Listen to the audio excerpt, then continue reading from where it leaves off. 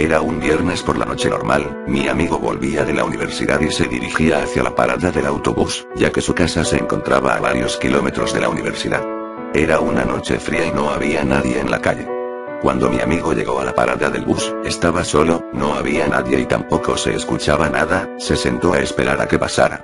Se entretuvo jugando a algún juego del móvil, hasta que de repente le sorprendió que estaba pasando por la carretera un autobús, el cual no era el que tenía que tomar, con aspecto antiguo y siniestro, y se percató de que solo había dentro una persona de rostro gris y sin pelo, que observaba a mi amigo de pie mientras que el autobús ni siquiera paró en esa parada. Mi amigo no le dio importancia, simplemente pensó que era un viajero más. Más tarde llegó el autobús que mi amigo tomaba todas las noches, no había más pasajeros, estaba él solo. Pasó el bono por el aparato y se sentó a escuchar música para desconectar y para que el viaje fuera menos pesado. Cuando ya llevaba un rato sentado, se percató de que el autobús paró en la última parada antes de llegar a la suya, y subió un hombre con un aspecto similar al que había visto en el autobús anterior siniestro, y esa persona se sentó 5 filas atrás de mi amigo, pero él seguía sin darle importancia a lo que estaba ocurriendo. Cuando el autobús llegó a la parada, mi amigo se incorporó y se dio cuenta de que ese hombre ya no seguía ahí. Mi amigo, un tanto extrañado, se apresuró hasta el conductor y le preguntó que dónde había ido ese hombre. El conductor miró a mi amigo un tanto extrañado, y le dijo: aquí no ha subido nadie más después de ti. Mi amigo empezó a asustarse, no sabía qué pensar, creía que era por el cansancio de la universidad, pero todo había sido demasiado real. Al llegar a casa, mi amigo se fue a la cama directamente, él vivía con su perro Top, el cual lo quería muchísimo.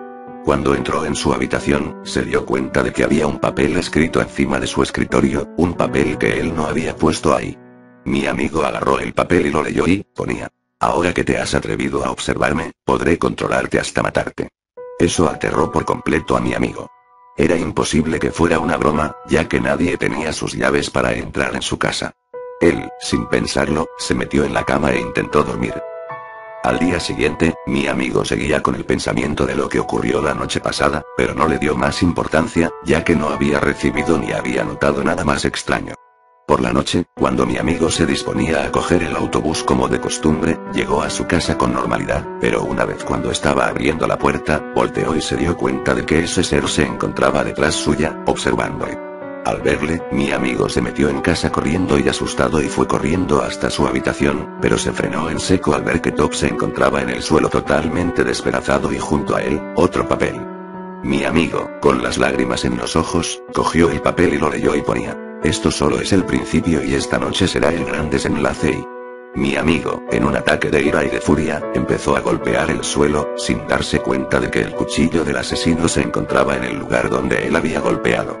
Al no poder soportar el dolor, mi amigo se volvió loco y se apuñaló a sí mismo hasta matarse, y ahora es él el que se encarga de ir en autobuses matando a gente, y si veis a alguna persona de aspecto siniestro en un bus de pie, no le mires a los ojos y... podría ser lo último que hagas. Tenía solo 13 años. Cuando junto a mi madre viajábamos en vacaciones a un pueblo llamado San Julián. Era un pueblo tranquilo pero misterioso, allí vivía la familia de mi madre, todos tenían ese típico acento del sur, era gente bien humilde, y acostumbrados al olor a leña y a cortar árboles.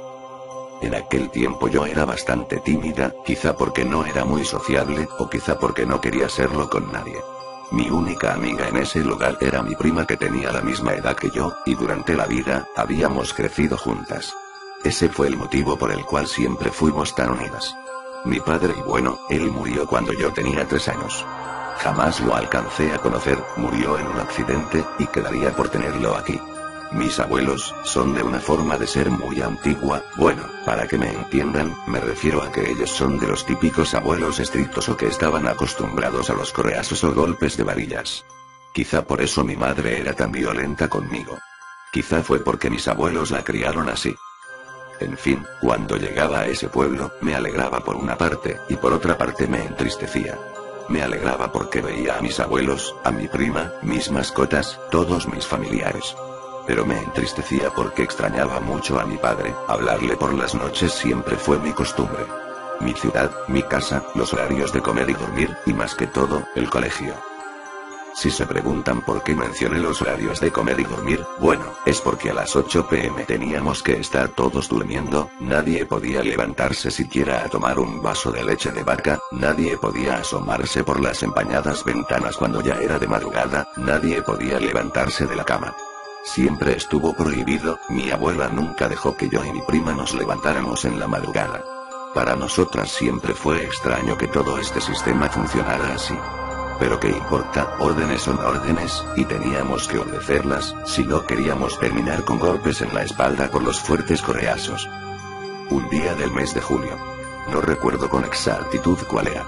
Nadie salía de sus casas, y yo nunca entendí por qué. Ya iban a ser las 8 p.m. y junto a mi prima nos teníamos que ir a dormir pero no teníamos sueño. Era demasiado temprano para dormirse como de costumbre, yo ya estaba más que aburrida de aquella rutina, y decidí desobedecer las órdenes. Hablé con mi prima, y le hice unas cuantas preguntas.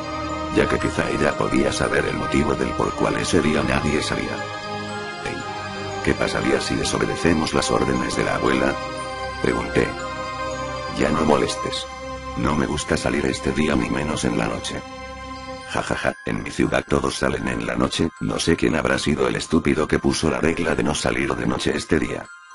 Te dije que ya no molestes. Quizá es porque tú no eres de acá. Vamos. Anímate. Seamos agentes secretos por una noche, ¿sí? Mi prima me quedó mirando fijamente y con una cara de susto que no se la quitaría nadie. Se puso los zapatos, y me hizo una seña con el dedo para que no hiciera ruido. La seguí a través del pasadizo que queda al final de la casa. Abrimos la puerta con cuidado, y ya estábamos en el patio de la casa. Mis abuelos tenían un patio enorme, no es necesario decir todo el terreno que tenían, era un horizonte donde la vista no se acaba, en realidad. Era como caminar y nunca parar. Al lado izquierdo del terreno, había un pequeño río, y detrás de aquel río, había una higuera, árbol de una fruta llamado higo. Mi prima me miró asustadísima, y me dijo: hoy es la noche de San Juan y... ¿Qué es eso? Pregunté. Me contestó. Cuenta la leyenda que hace muchos años atrás, una hermosa mujer tenía una hija. Tan hermosa como ella, y la hija nació con un talento tan hermoso que todos quisiéramos tener. El talento de cantar. La niña cantaba de una manera tan hermosa y fina, que la madre se sentía orgullosa, pero a la vez frustrada, porque no sabía de qué manera apoyar a su hija, ya que no solo quería apoyarla espiritualmente. Así es que, un día, tomó una guitarra.